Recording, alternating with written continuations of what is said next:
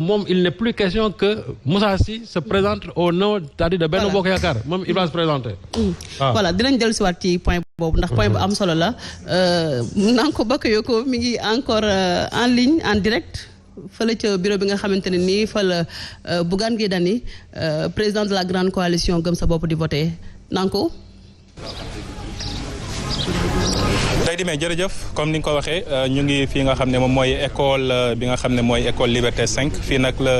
kon Bougane Gueye Dany nga xam ne moom mooy président wu grande coalition Gëm sa bopp fas yéene voté moom nag bi mu ñëwee daanaka dafa dugg ci rang yi di rang kon daanaka rangam tagul ngir mën a dugg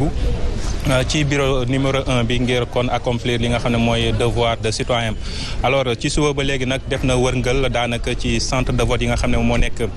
kon fii nga xam ne moom mooy commune bu Mermoz Sacré-Cœur xam ngeen ne nag fii juróom-benni centre daanaka moo fi nekk boo koy xayma 43 bureau de vote ci total bi boo koy xoolee également 24000 ak lu topp ci ay électeurs ñoo fi kon bindu kon moom Bougane Gueye Dany nag dugg na ci juróom-benni centre de vote yooyu dugg ci mbooleem 43 bureau de vote yi ngir saytu amaana processus bi amaana bu pare dinañ ko laaj moom lan la gis ci subaak léegi li nga xam ne nemmeeku na ko ci déroulement wu vote yi mais dans l'ensemble li ñu gis en tout cas ci fi nga xamante ne bi kon moom mooy fii di Mermoz Sacré-Cœur mooy que ni boo xoolee ci mel ni école centre Massayer alors mu mel ni peut-être mën naa ko këf sax président la moo tax nga préféré la. Je suis un citoyen comme tout le monde.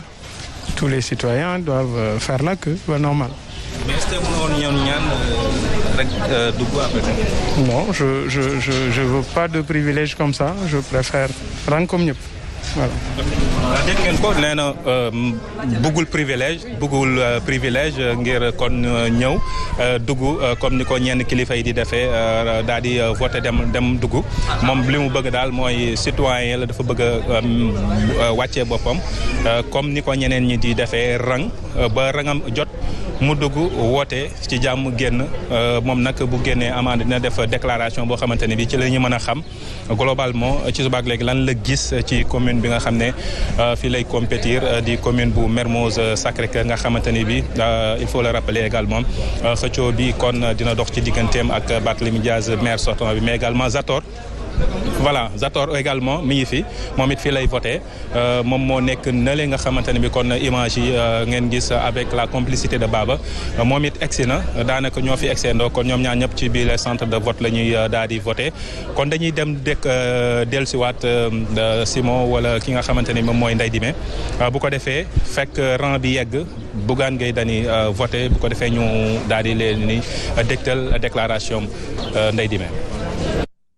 jërëjëf Nanko Bakayoko dinañ dellusiwaat léegi ak yow saa boo jàppandee rek yow yaay priorité. ñu dellusiwaat ci studio bi Serigne Saliou sànq yaa ngi woon fu am solo. ci liste parallèle yi nga xam ne ñoo am ci biir Benno Bokk Yaakaar te jamono ji ñu yàkkante lu nekk mu mel ni aussi tamit mën nañ ci jàngatee ni nekkul stratégie pour néewal doole opposition bi. waaw mais xam nga stratégie bu vrai pour néewal opposition bi mais ce qui est sûr et certain ñoom ñoo bokk même grenier électoral. parce que man bu fekkee ne un Moussa Sy je prends le cas des Parcelles Moussa Sy ak Mamadou Wane ils appartiennent à la même coalition tey Mamadou Wane su fekkee ne dafa jël yoonu boppam maa ñoo di que une bonne partie de l' électorat bi nga xam ne moo war a ànd ak moom ak Moussa Sy moom lay grignoter léegi ñoom ku ci nekk am nga sa électorat donc opposition bi je crois que boo leen bëggoon diviser peut-être beneen stratégie mais yow doo présenter 2 candidatures ou bien nga jël quelqu'un boo xam ne nii il est de l'opposition nga débauché ko indi ko au moins ça je peux être d'accord mais ñoo xam ils sont dans la même coalition donc man stratégie boobu président Macky Sall comprendre ma ko ce qu'il faut savoir c'est que en ce moment le président n'a pas su maîtriser ses troupes moo tax mu ne yenn ñi bénir naa yenn liste yi parce que au niveau de Saint-Louis moom il s'est fait très clair depuis le départ moom nee na qu'il pleuve qu'il vente qu'il neige kenn mënu ko tere nekk candidat Mame Mbaye Niang nag bon je ne sais pas quelle est la stratégie qu'il a mise en place mais loolu aussi pour man jàpp naa ne su fekkee ne président bi moo ko bàyyi pour mu présenter wu c'est-à-dire mooy jiital naa Diouf Sarr ba pare mais maa ngi dagg ay je coupe l'herbe sous ses pieds. Parce que l'électorat de Mame Mbaye Niang aurait pu profiter tout simplement à monsieur Diouf Sarr. te loolu aussi man je ne peux pas comprendre pourquoi le président a laissé faire su fekkee ne Mame Mbaye Niang il a des ambitions politiques mais Macky Sall moom moo dem ba jël décision de c'est lui qui investit ses maires. Wow. Donc je crois que am na assez d'autorité pour dire que telle personne tu te présentes ou pas parce que il fait un temps ñi nga xamante ne ñoom dañu doon dem seen yoonu bopp le président il brandit le sabre ba pare jël la teg la ci suuf. Je crois que sax élection yi am na ñoo xamante ne ni au niveau de Matam qui sont présentés sur des listes parallèles mais on les a sanctionnés. Et pourquoi on ne le fait pas à un niveau supérieur donc division yi nga xam moo am au sein de Benno c'est que le président ne maîtrise pas du tout ses troupes ça il faut oser le dire maintenant l'enjeu de ces élections c'est quoi c'est que ñu ngi wax élection présidentielle mais la recomposition politique bi nga xam ne moom lay indi surtout au niveau de l'opposition parce que en 2014 le parti bi nga xam ne moom majoritaire fii c'était le PDS avec ses partis coalisés mais aujourd'hui on sent réellement une perte du terrain du PDS c'est-à-dire de Wallu au profit bien sûr de Yewwi Askan Wi parce que d'abord bu ñu xoolee fi ñuy investir au niveau national PDS dajalul fépp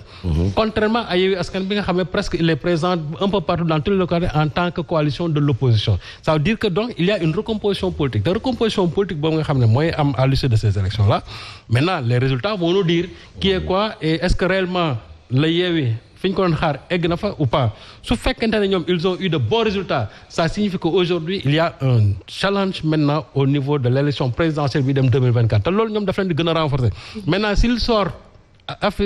affaiblis de ces élections là ça signifie que en réalité que Yewwi Askan Wi c'est un géant tout simplement à la patte d'argile donc loolu aussi moo tax ma ne